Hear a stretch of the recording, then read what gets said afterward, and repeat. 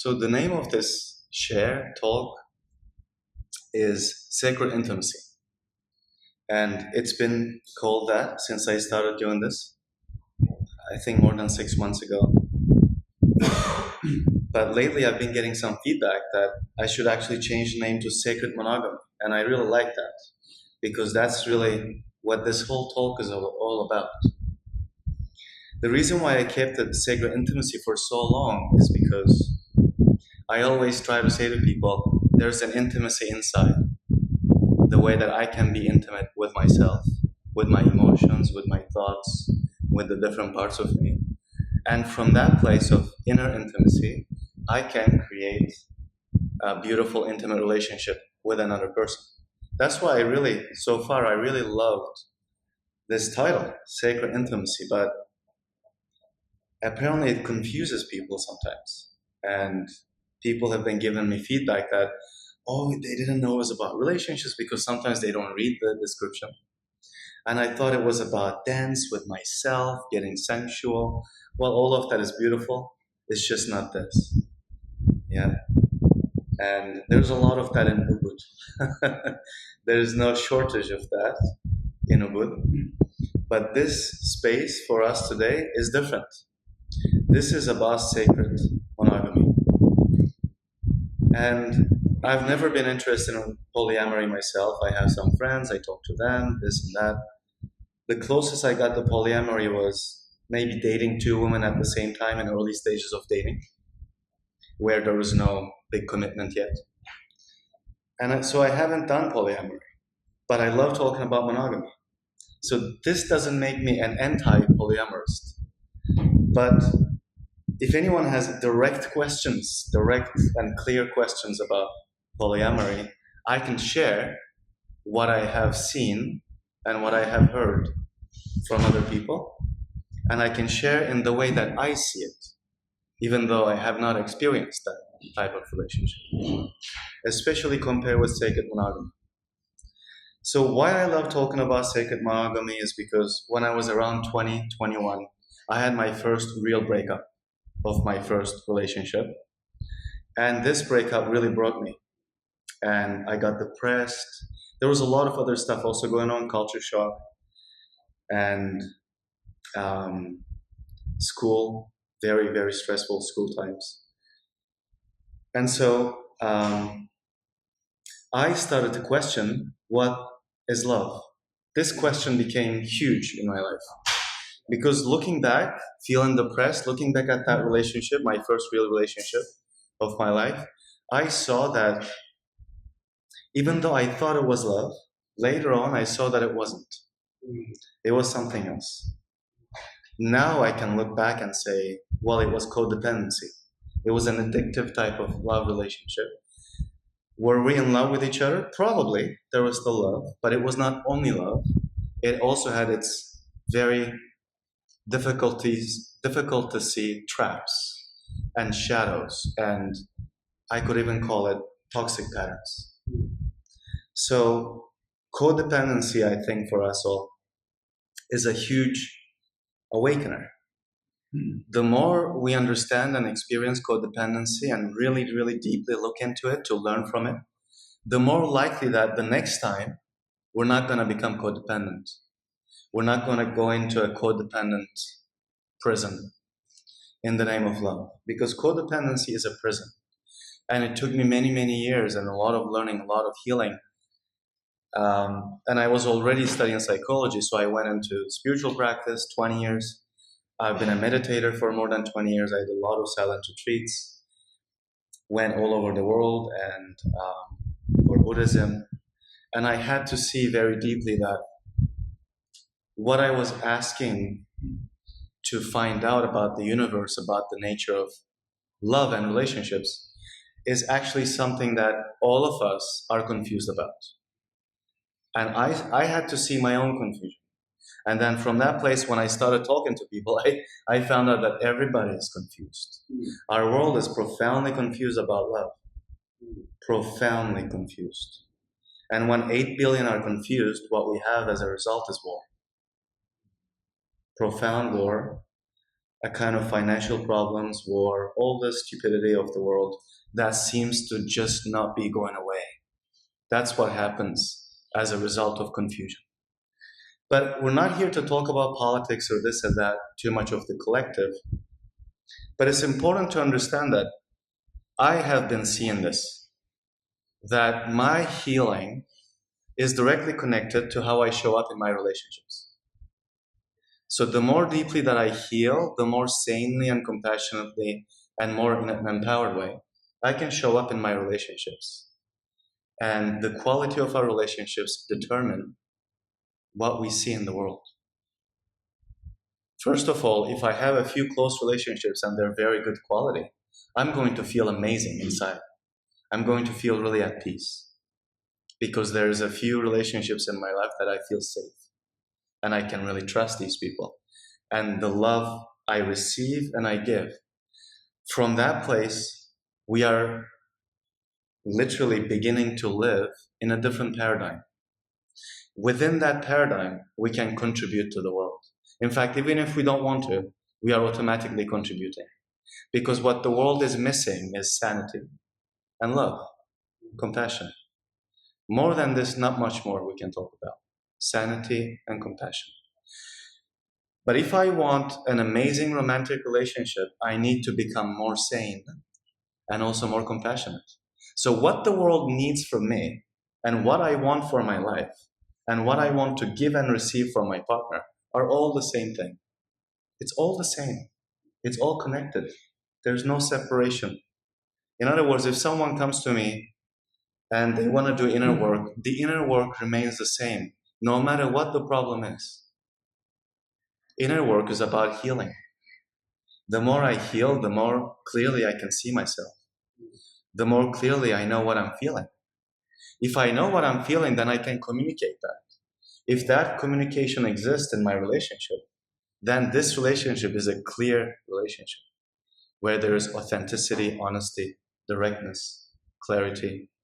And from that, the relationship can deepen. Otherwise, it can't. So my personal healing is actually at the very core of everything. This doesn't mean we have to become perfect human beings. That's a fantasy. It doesn't exist. But it only means that we can become more aware of everything that we are.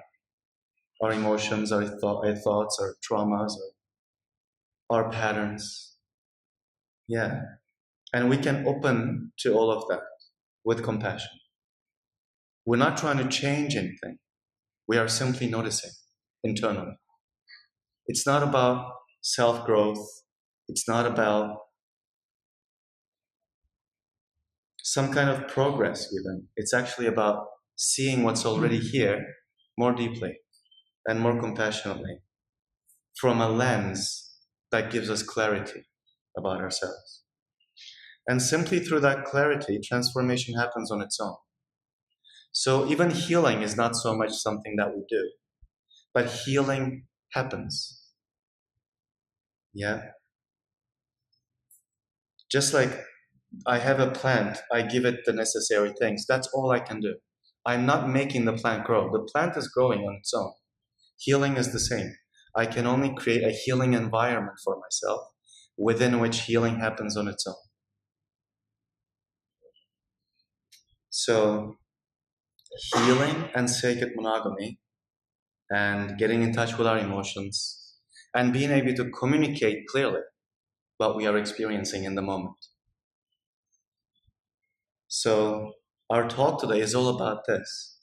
But there is a reason why you are here. So, you can take a few minutes, if you want, right now, a few moments, to think about what brought you here today.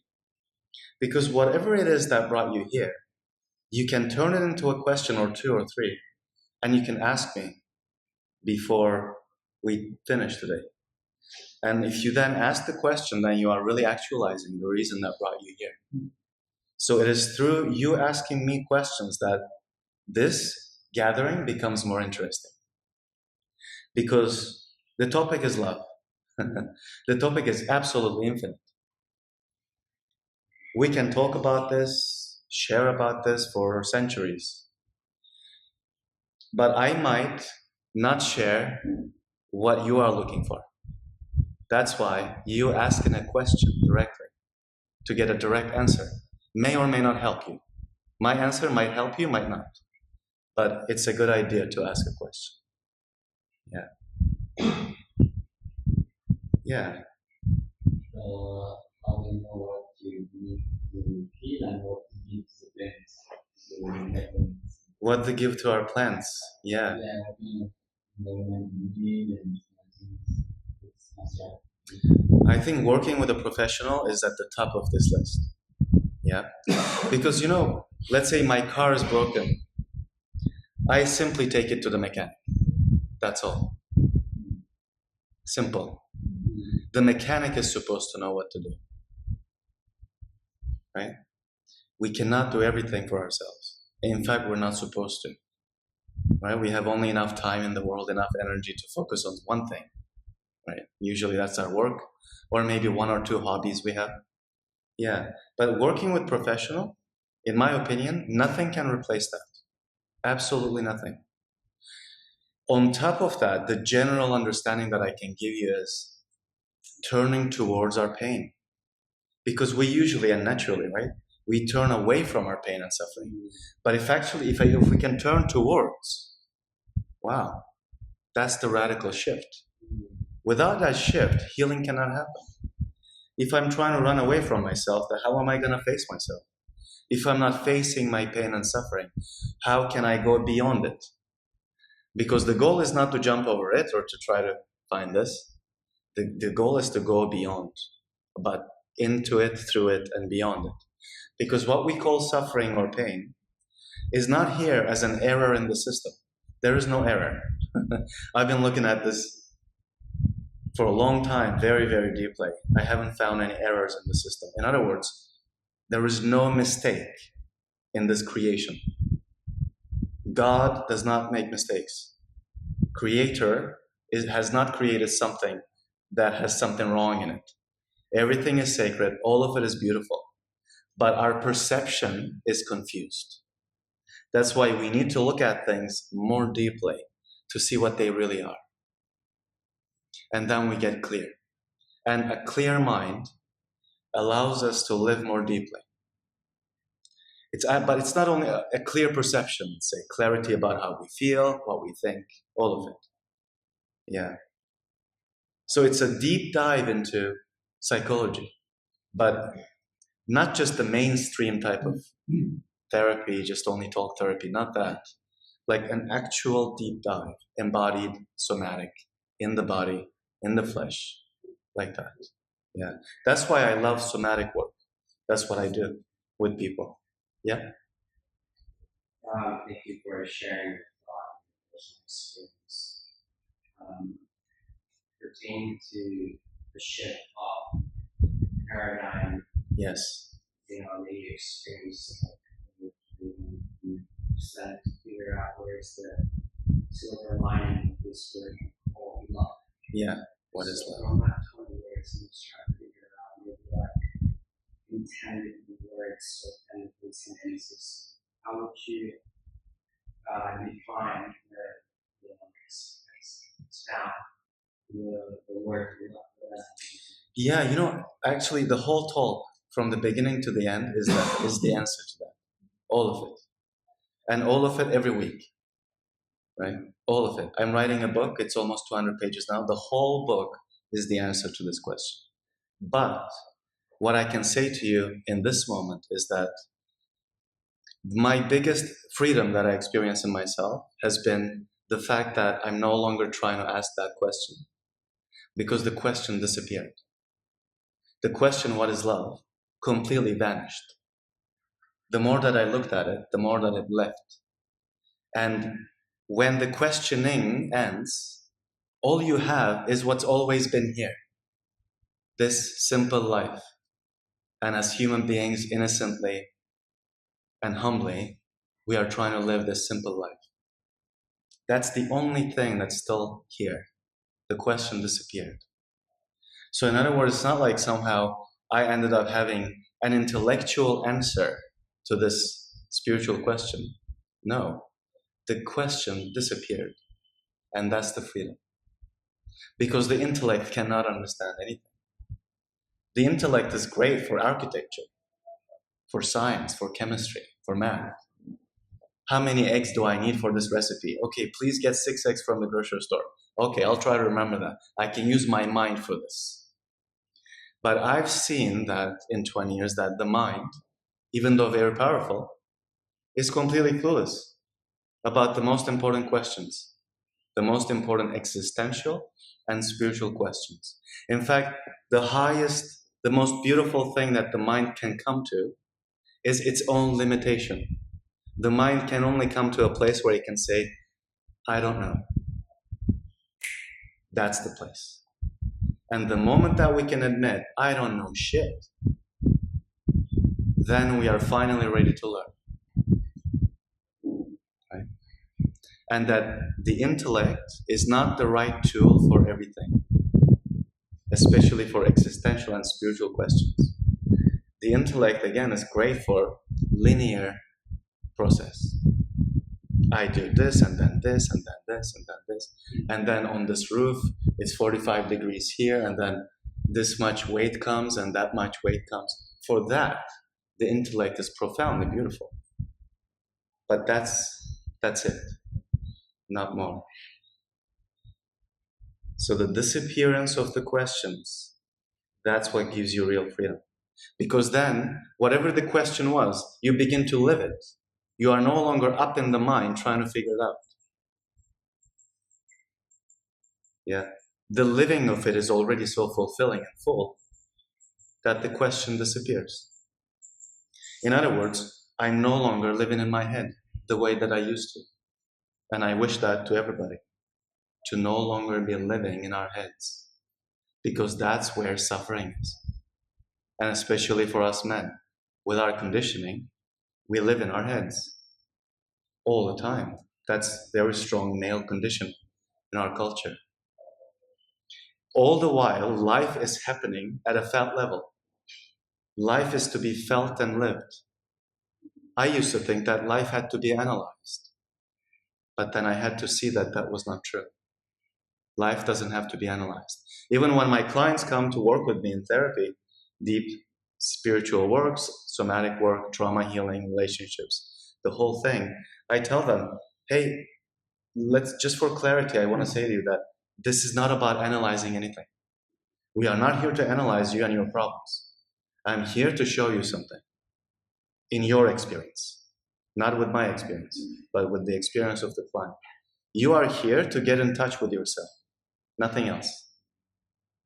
And your questions will be answered by your own body. Your body and your emotions will give you the answers you're looking for.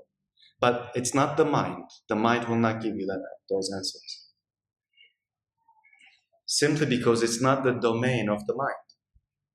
This is another domain. This is more like the domain of intuition, instinct, feeling, heart. We can say soul. This is the domain of these things, very deep things. Yeah. I'm trying to know how you notice the value of the situation that should be prepared. How do we notice when a situation slips into codependency? Yeah. Yes. Codependency feels rigid, right? I have to be like this. I have to do this. I can never do that. I shouldn't. Always there is a recipe. Always there is a specific role, right? It's as if we've been programmed somehow. See, that's codependency. If I'm in my head in that moment, should I do this? Should I not do this? Is it good? Is it bad? Is it right? Is it wrong? I'm already in conditioning. This is a conditioned response, conditioned way of living. So that could be one way. Another is if when my relationship is going through a difficult time, if I feel like I'm dying, if I feel like my life is going to end, if I'm feeling a lot of panic and fear of abandonment, fear of rejection, fear of all of this, but again, these are signs that the child in me, the wounded child in us, needs us. Right? The child in me needs me. So the way I define codependency is this. I am here, my girlfriend is here, but we forget that we are adults. We are disconnected from our healthy adult capacity as a mature adult. And the child in me is trying to get her into a relationship with the child in her. The two children are trying to have a relationship. This is codependency. Yeah. Because I am looking at her to fulfill all my needs. And she is looking at me to fulfill all her needs. This is codependency. Because I am not invited in this relationship to be my own person, to stand on my own two feet, to become sovereign, to become a king, to become a king of my own kingdom. That would be a different relationship. Yeah. Instead, I let the prince, right? The prince inside, I call the inner child the prince. The prince and the princess, they're trying to have something in the name of love. It doesn't work. So the king has to be alive and online. And here the queen has to be alive and online. And maybe together they can create an empire that they rule together. Not the prince, not the princess, but something deeper, something more mature than that. And that thing that is more mature than the prince and the princess is who we are. We are already that. We already have this adult presence. So when I say to someone, what do you think that you, I'm directly relating to the adult, right? When I say I, that's the adult awareness. Yeah.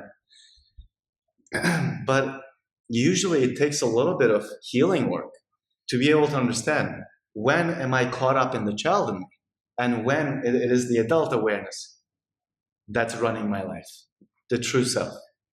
Yeah. It takes some practice, it takes some learning. Yeah. Again, ideally with somebody, with a guide, with a professional, because someone needs to hold space in which that practice is being done. I've had mentors and teachers for many years. Yeah.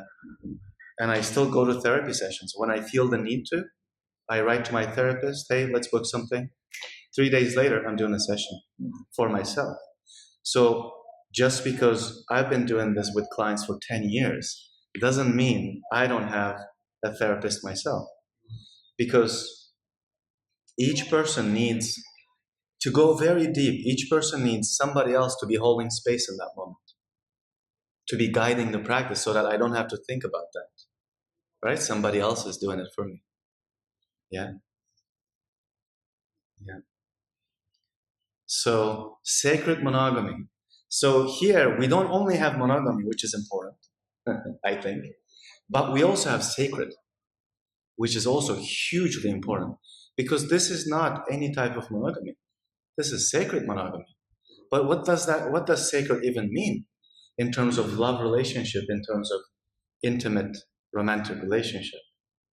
And what sacred means to each of you is yours to cherish, and is yours to pay attention to, and to fully live. So I have no definition that, one size fits all for sacredness, but you connect with your own.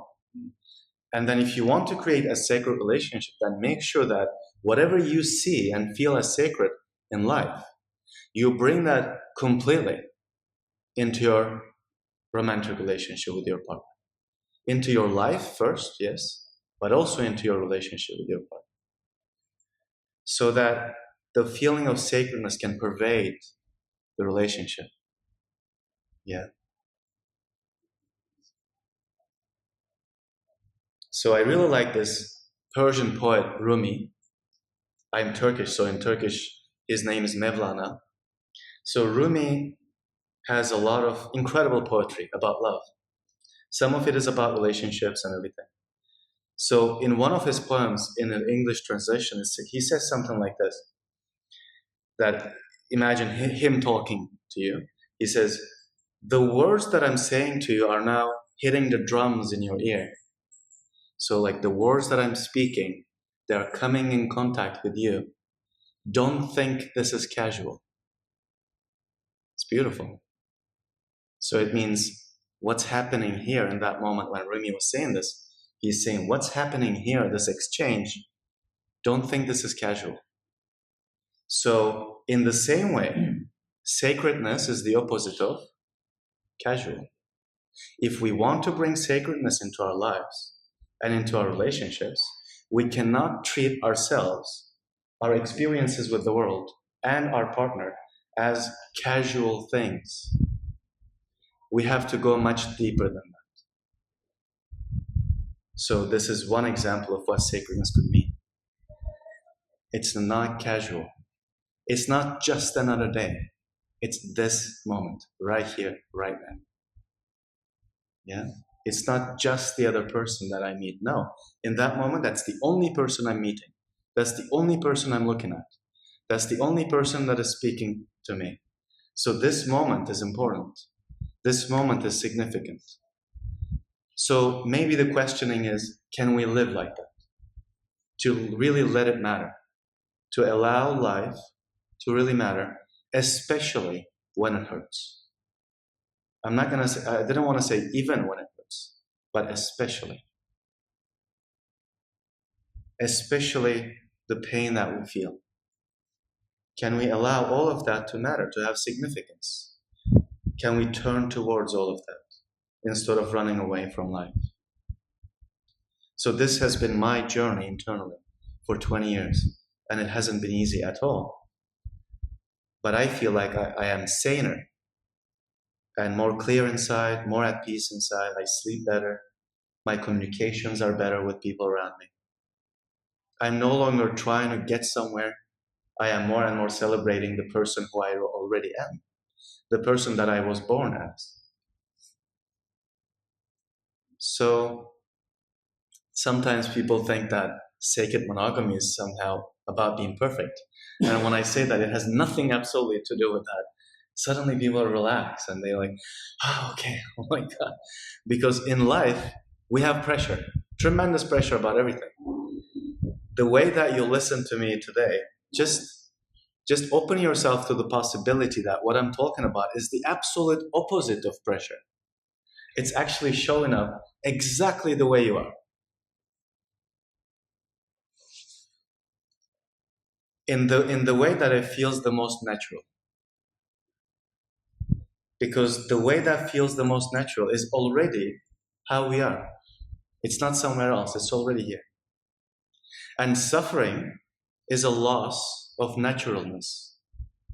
When we reclaim naturalness, we don't suffer anymore. We might still experience pain. If a friend of mine suddenly starts to abuse me or shame me or swear at me, I'm going to get hurt. That's right. But suffering is different. Suffering is not only feeling hurt, but creating a lot of drama out of it. Suffering is like pain plus drama. And it is possible for the drama to dissolve. And that's what happens through healing. No more drama. No more internal pressure. And because I don't feel drama and internal pressure, then I don't try to control other people. And around me, they also feel more free. So internal freedom, and then we allow others more freedom as well. Because if I'm afraid, I'm going to try to control people. And it never works. Or I'm going to try to control situations and always be anxious. As if fear is necessary. Fear is not necessary at all. The only type of fear that is necessary is right by the edge of the cliff. Or a moment when a bicycle comes and suddenly my body knows through evolution and reflex to just take a step back. That's the only type of fear that's necessary. All other fear is actually to be gone beyond. All other fear is optional. And all other fear can dissipate and disappear with healing work, with spiritual practice. And ideally both, psychology and spirituality together.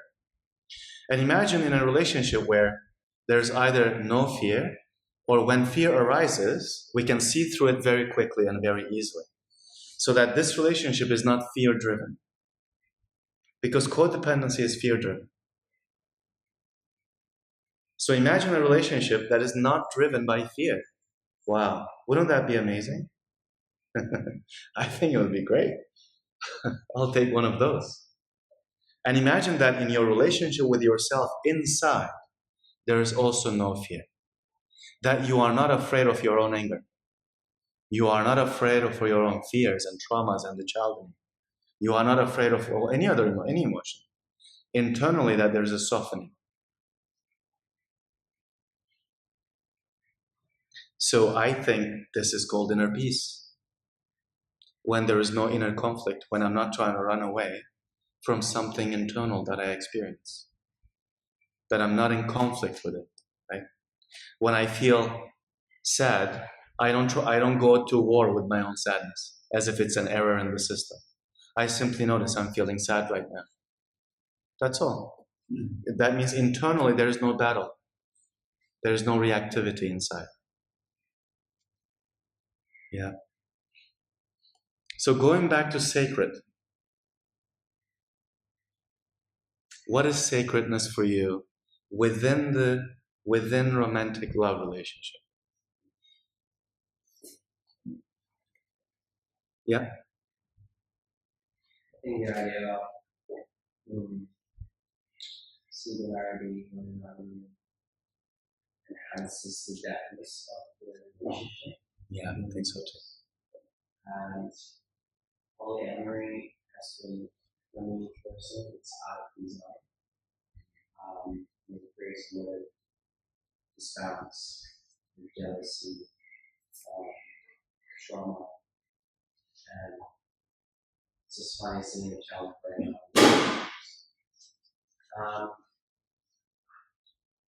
I think sacredness is about being separated from the world for a higher purpose. Mm. Do you think we can stay inside the world and still have a higher purpose? Okay. We are in this world and not all. Yeah. Being the fact that we wife for eternity as an end, we think about our legacy. Yeah. We are vulnerable enough to look within. Yeah.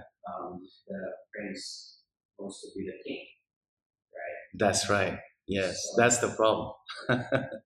Yeah. So I think to seek not to have love that not self-seeking. Yeah. It's important because when I put myself in the centeredness of life, it's to deceive myself to say that the sun rises because of me. Yeah. So I came to maturity that, you know what, there has to be love that never gives up, never fades away, love that would be willing to forgive, to let go of the wrongs, that would be not easily angered, and not to fade away from the hard times. Yeah. Modern love, the modern love, to discuss about love, it seems like what you said, it's in flat thought. To experience love, we have experienced story of love, which is, I believe, it's higher than ours. Just when I was at Bali Baby, children, there's that kind of children. I was like, I had a new father. It's the father ran away, and the mother wants to kill it because they're unacceptable. Yeah. And to witness a womb that was supposed to be a sacred studio of God to create another art that is us between the graveyard. That's why it gives so much pain for us humanity, because there's an alignment of our divinity for design. So to be sacred, I think, is to take a step back from the self. Yeah. Our sense of self is no longer at the center of the universe, so to speak. Yeah. And so to be driven out of that harmony, for me, is the most freeing, actually. Now that I don't have to run away and escape, I can actually pursue the purpose. Whatever problem is, my queen will be with me. Fight together in this world identity, right? It's like being plucked from the matrix. Exactly. Yes. So I really resonate with what you said. So sacred is to be abided, present, to be able to, like a tree, you said, to be there regardless of the options and distractions. I remain here because I'm here to grow, not to be moving and deceive myself out of the corporate memory existed outside. So it's to water your own well. Yeah. And of course, not easy, but it allows us to mature because commitment allows us to mature. Yeah. Commitment to a practice, to a job, commitment to a physical location where we choose to live. Any kind of commitment actually allows us to mature very deeply. Without commitment, our energy is all over the place all the time. Commitment allows a redirection of energies. Yeah. Yeah. And to go beyond conditioning is to go beyond society. So we can live within society without being off the society. Just like Neo in the Matrix. He's unplugged. He is free. He is still within the world. Right? Yeah. But functioning freely. Yeah?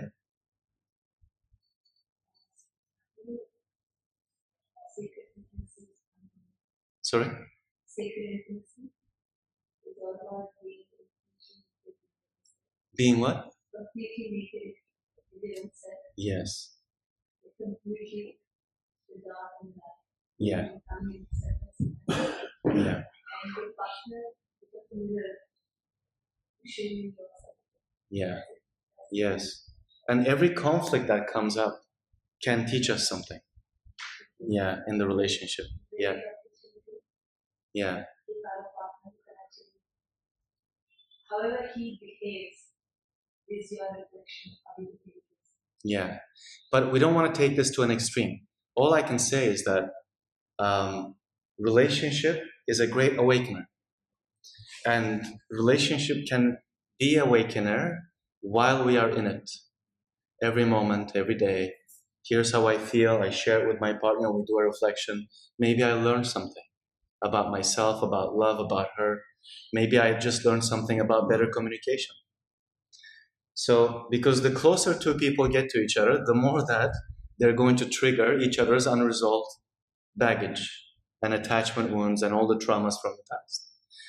So, at this stage, usually couples break up because they cannot handle the chaos that just came. And they're thinking, what happened to the love? Why don't we feel in love the way that we felt when we first met? What the hell is going on?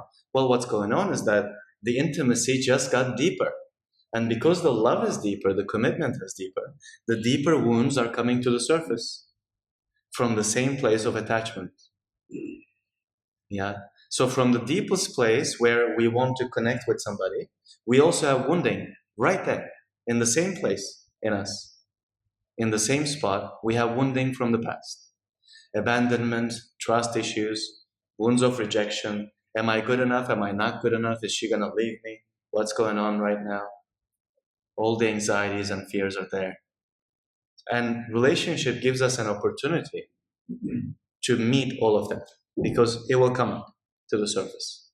And in sacred monogamy, the way that I teach about this and talk about this is that we can learn, me and my partner, we can learn together how to handle and how to have a relationship in which healing happens naturally.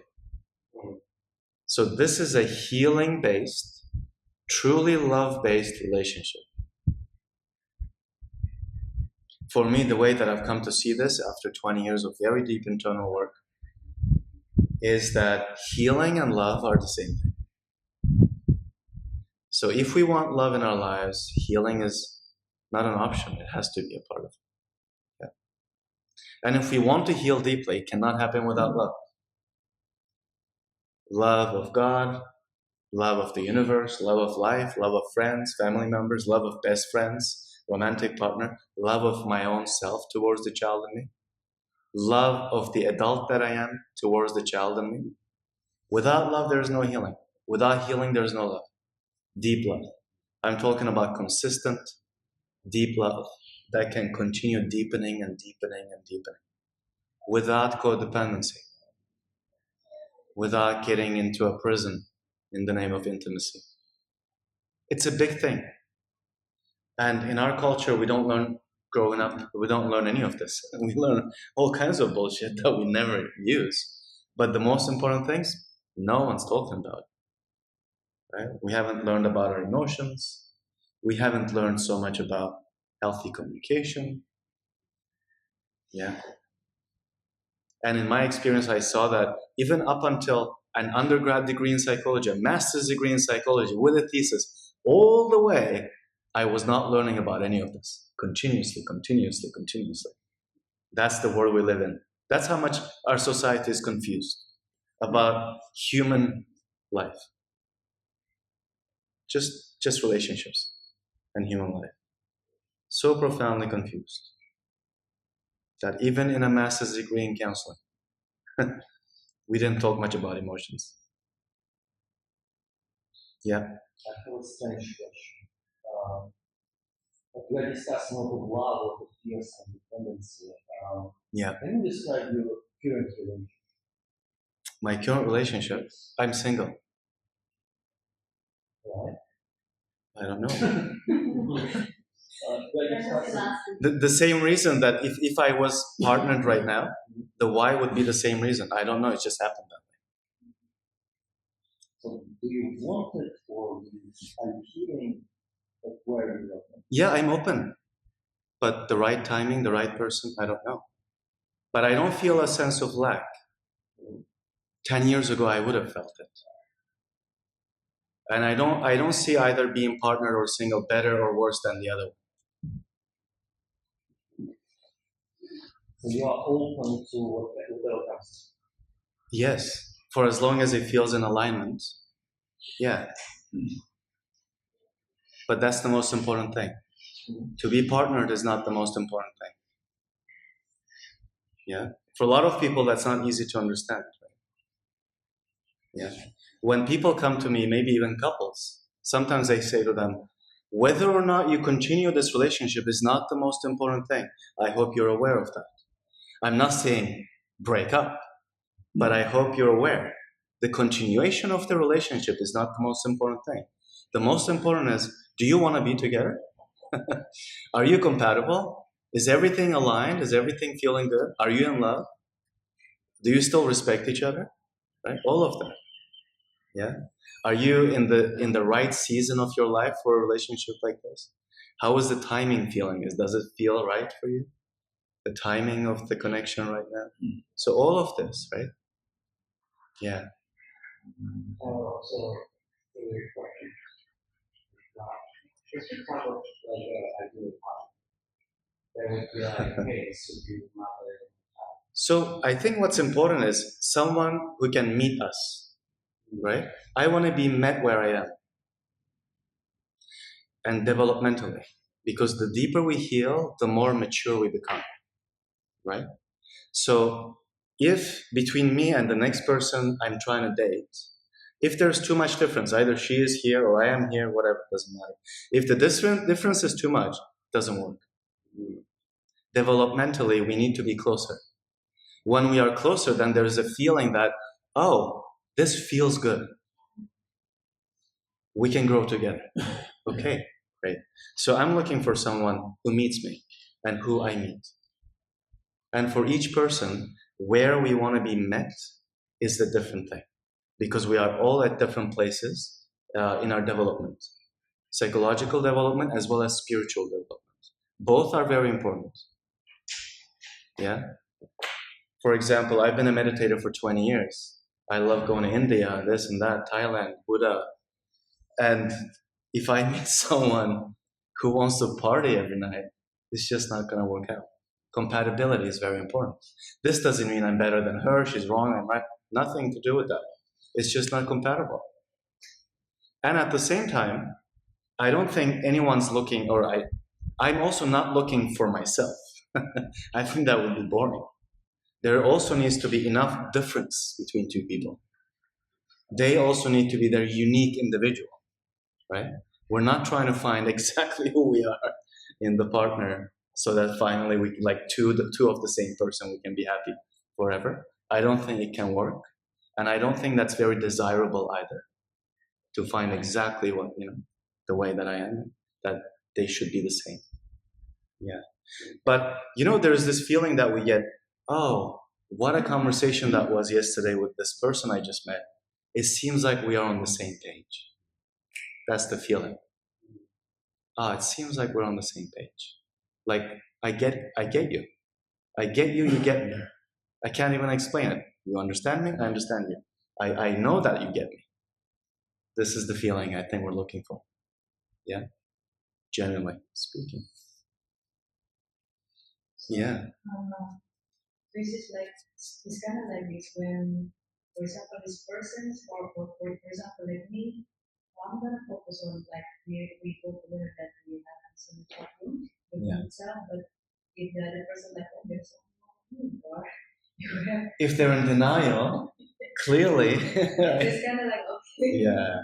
Yeah. It's just like it's gonna be difficult. Like if the person in this kind of relationship wants to work with themselves, do the inner work kind of things, and work like Yeah. that is just like I wanna buy a very fancy bag or something like that. That's And only that. yeah, only that. So if they're not open, right? If they're not open to honestly look at themselves, how can you grow together? It's nearly impossible. Yeah. Because a very conscious willingness to grow, to heal, going to therapies and, watching videos about all this stuff or learning about trauma healing. I think all of these things are not optional anymore. These things are not optional. All of us need to be educating ourselves profoundly as deeply as possible and as consistently as possible.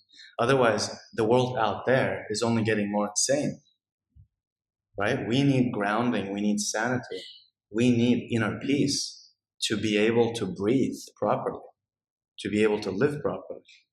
So, what we're talking about here should be talked about continuously, everywhere.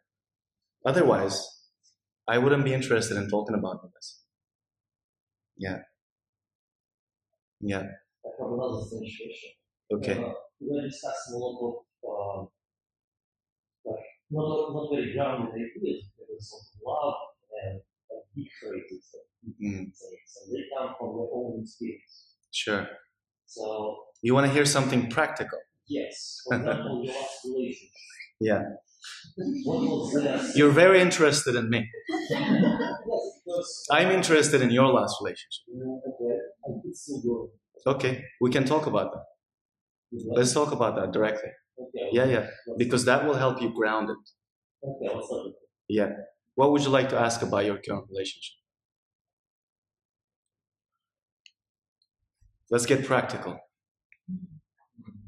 So I have 5 questions because I know. What brought you here today? Curious because sacred intimacy. I was interested by what's the question? I feel that sacredness is not very present in modern relationships. Yes. I feel that humanity is heavily disconnected by applications, game strategies, ego survival, and such. And distraction. Yes, and sacredness was missing. Yeah. And sacredness is what I employ for as a seat for my relationship. Yeah. So I was very curious to see your own. Yeah. And I'm not attacking you. I'm asking you a question because I'm very curious of your own experience. Yes. Because I can give you a practical answer that will help you, I think.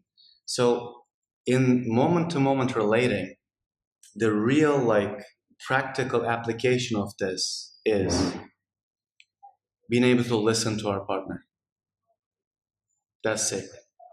That's sacredness right there. Any moment of listening to our partner is sacredness, fully embodied. That's it. So it's really not something up in the sky or only found in Buddhism or whatever. Sacredness is listening. Another sacredness is, well, let's say I'm getting really angry in a conflict with my partner, and instead of leaving reactively, I say, I'm so angry right now.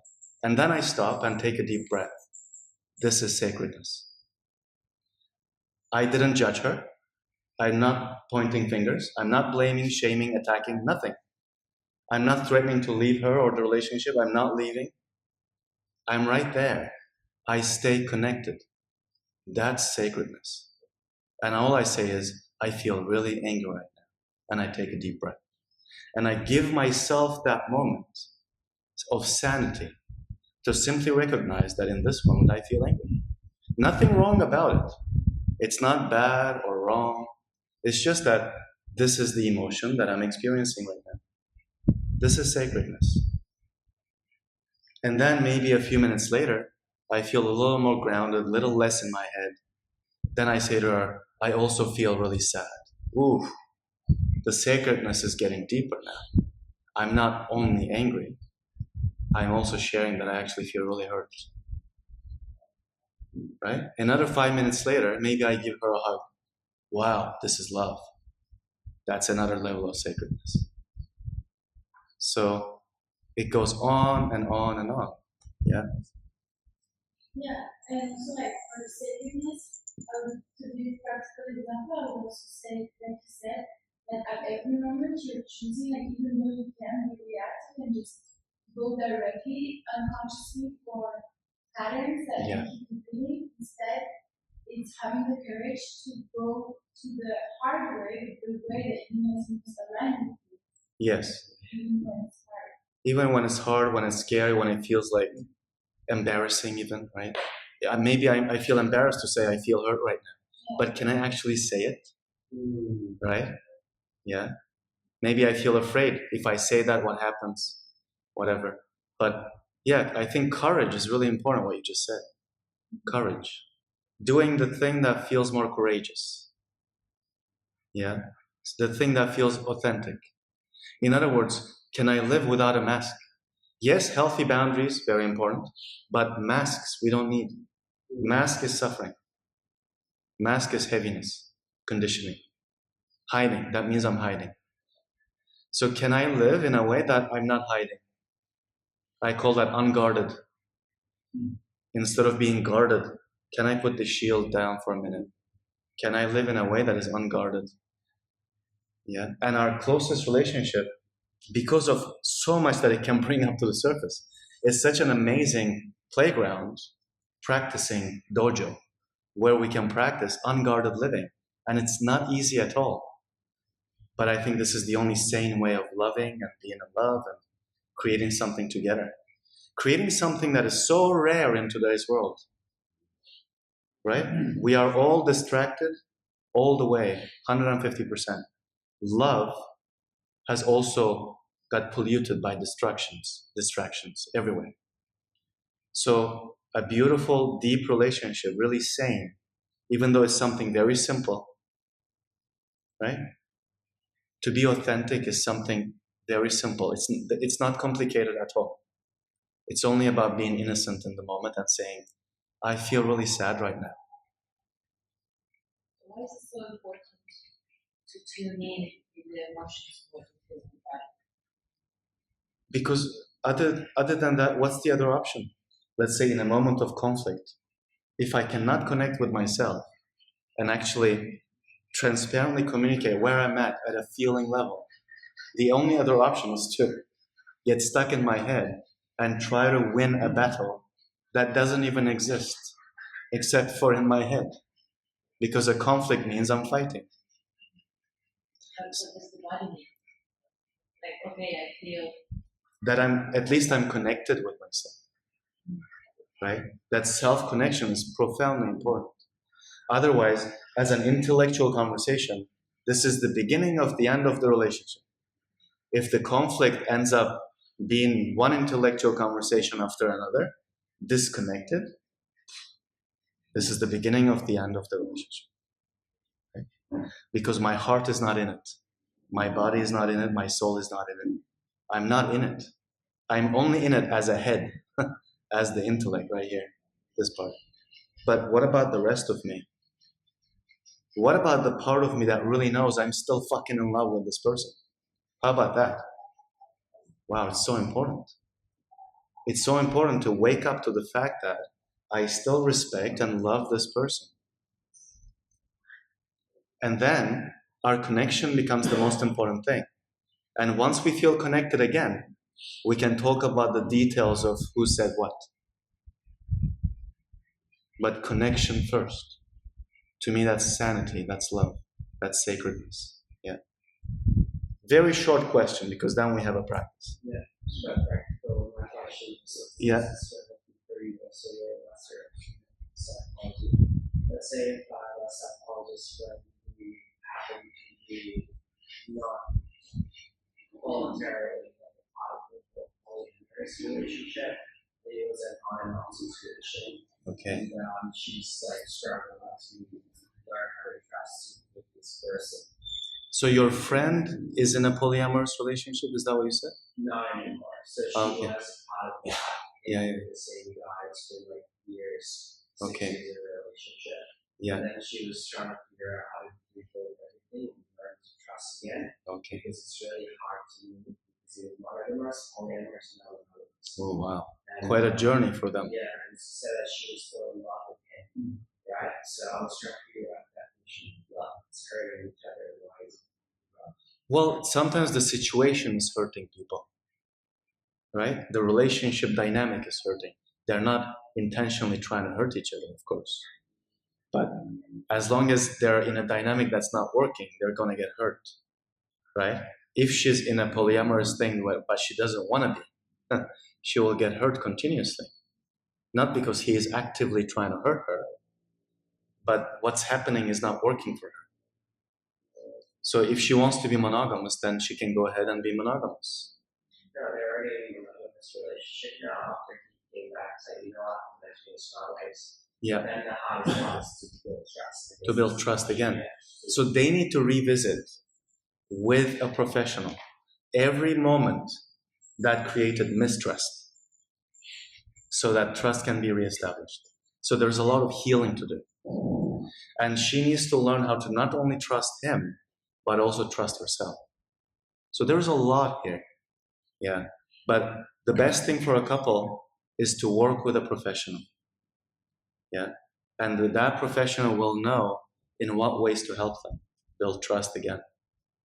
And usually that's by visiting very deeply at a felt level, at an emotional level, everything that happened that created the loss of trust. Yeah. And for them as a couple to have clarity about what happened. And if he has things to apologize for, that he'll be able to do that. Yeah. I think the forgiveness part is already there. It's just like the rebuilding. Yeah. It's just how do we rebuild this? Sometimes it's not possible. Yeah.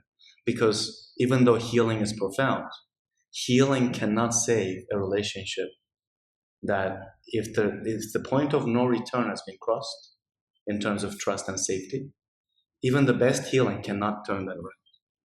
So, right, the end of the relationship might already be on the table. But it's up to them to see the truth in them. Sometimes trust is broken to such a degree that there is no coming back. And when that's the case, we have to accept it. Sometimes people need to go to a therapist to work on that so deeply that they see fully, oh wow, this relationship is over. They move on. Life continues. The next relationship will be better. But they need to really look into it to see if that's the case for them. You cannot know. I cannot know. Only they can know, with the help of a good professional. So now we're going to do a practice. Yeah? Okay. Was there a question? No, it's okay. Okay. So what is mature love? What is it not? The one thing that came up, Yeah. which resonated with something someone said earlier, over there, was being able to be completely naked and vulnerable, being 100% safety, both giving and receiving in sacred space. And that, for the personal experience, is, I know what it's not, because I have been healing, you know, and what I like what you said, when the relationship is so broken it's beyond repair, and to know that in yourself, to be able to walk away from it. Yeah. And I have healing from giving my vulnerability the hope of saving the relationship, and it was utterly destroyed. It was the hurt was so deep. It can turn into torture. It is taking me a long, long, long, long time to Yeah. even be able to feed on it again. But I am healing and loving myself to keep doing that. So for me, yeah, what someone said earlier about being able With ourselves. with ourselves, Yeah. and and honoring that with someone else. That's the main thing. Yeah. And in that, in my experience, there's such an internal softening into acceptance of what I want, who I am, what I desire, what I deserve, what I prefer, the way that I want to be treated. There's an internal softening. Yeah. Right? 100%.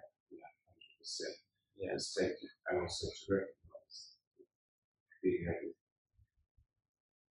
to get on for the get that the experience of what happened there doesn't mean it's going to happen with everybody else. Yes. But it's happened. Yeah. So, as you said, to get the increases to get. Yeah. Thank you. Yes. Yeah. So I'll talk about the person. Yeah. We've been together for 7 years. And there are many times that we go together even after the job. But I think the only thing which helps you stay together is an idea of not giving up on each other. And understanding that what you're feeling is your feeling. And it has nothing to do with you. There are two journeys going together. I'm responsible for how I feel, he's responsible for how he feels. Yeah. Of course, I fight and scream and do all of that. But deep inside, just know that it's your personal story and you need to resolve it. He is there. You're taking full responsibility for how you feel. You're taking full responsibility for your own experience. Yeah. And then, Yeah. beyond all the traumas and wounds, there is love. Yeah. If you can just know that it's not about giving and receiving, it's not about one person giving, another person receiving. It's about two people giving each other. The receiving nothing of it. Yes. Keep it everything aside. Yeah. If we can say that thought of giving love, your healing journey also will become easy. You manifest so many different people, so many different situations will come together. Yeah. You heal not just one person. Right? When both are giving, yes, that's the best scenario. then people. Yeah. And you don't blame each other for how you feel. Yeah. It's totally your healing. But what we can do for each other is be there as much as I can. Yeah. And also say, I don't want to be there for you, I just want to be there. Yes. You figure out and Like we have our yes and we have our no. Yes, exactly. If we don't have a no, then our yes doesn't mean anything, right? Yes and no, they go together. Yeah. There are times when we go tell each other, it's your shit, and right, go. Figure out myself. Amazing. Yeah. Mature love. He just said why love has to be, so I won't really say. I would say why love has to be always mature. Well, in mature love, just like in a mature human being like the Dalai Lama, there can be profound childlikeness and innocence. Dalai Lama is always joking, but he has such depth that nothing is serious anymore. He is sincere, but not serious. Seriousness is death. Serious means I'm in my head. But sincerity can be profoundly playful, but still, we allow things to matter, right? Things are still important. We don't deny that. Thank you. Yeah. Playfulness is also very important. Huge. Playfulness. Yeah. Yeah. Being playful, light. Like the childhood innocence that we have. I think it's our birthright to connect with that today as adults. Yeah. Without forgetting that we are adults, but also to fully connect with our childhood innocence and playfulness and openness. And, yeah.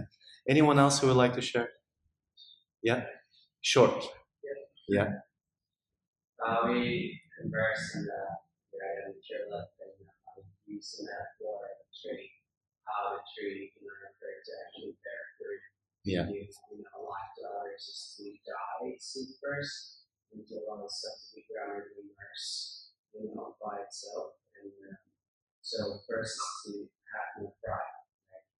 Second is to have roots that's really, really deep on the ground, Yeah. and seeking out the resources like community that we can ask help instead of like To be nourished. yeah. Yes. So that's Yeah. actually being someone that is trainable and someone that can learn. Yes. So you're gonna say I'm sure love I don't want to learn, right? And then to finally commit that resources for that single purpose. Yeah. Imagine this coconut tree, and you shoot and it grows, but it doesn't actually bear fruit, right? So to be patient means that we have to be willing to have a long suffering, to wait for the right time, right season.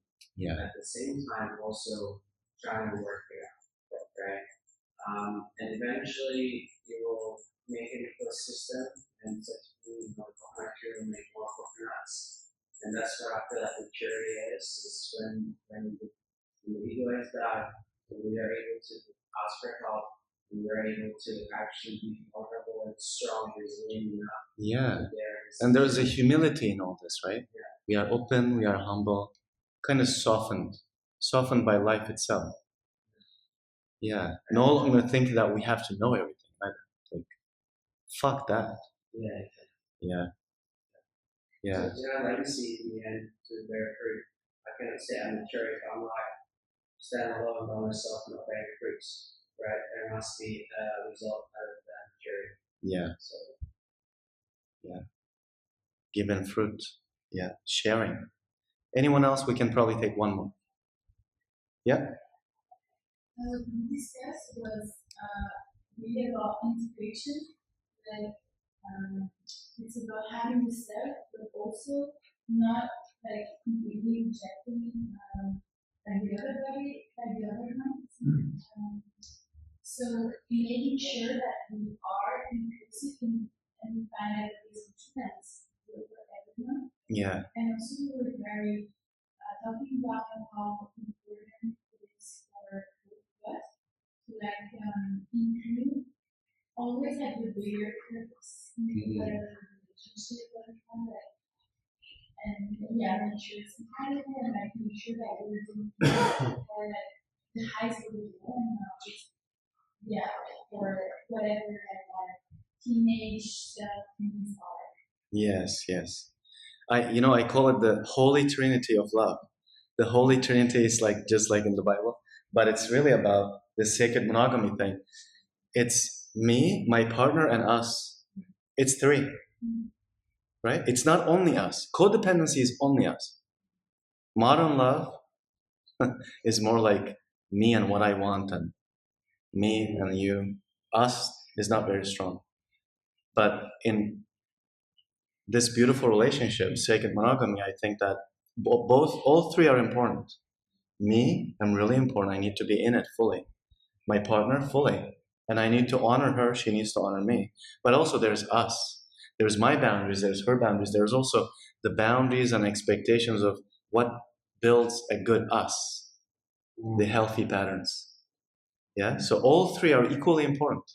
And all three, they feed each other. They nourish each other. I find that to be really profound. And then the bigger purpose is, can we bring our soul into it, our hearts into it, right? Yeah. Okay. So we're already past time, which always happens. So I'm here every Wednesday, 4 to 5:15, and I love talking about all this. And I think percentage-wise, this is the most male group so far. I love that. Thanks, guys, for coming, because I really love seeing men here.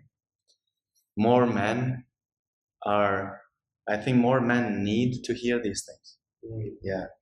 I always want more and more men coming to these gatherings, because we have hearts too, and we also hurt. And it's important to learn how to take care of ourselves and that we are human. So if you're interested in my work, you can visit my website, Instagram, and all this. Probably the easiest way you can get in touch with me is through Instagram. using my first name and last name. So Cenk Madelon, spelled with a C, C-E-N-K. You can see it there. I think next week I'm gonna bring like a scannable thing that takes you directly to the Instagram page. That makes it easier for people. But otherwise, you can find me using the information there. All right, thanks for coming. Enjoy your week. Yeah. When will this be on YouTube? This Probably in a few days. Yeah, by Monday for sure. But already, if you look at YouTube, you'll find at least 10 from previous weeks. Yeah. Thank you. You're welcome. Yeah. You're welcome.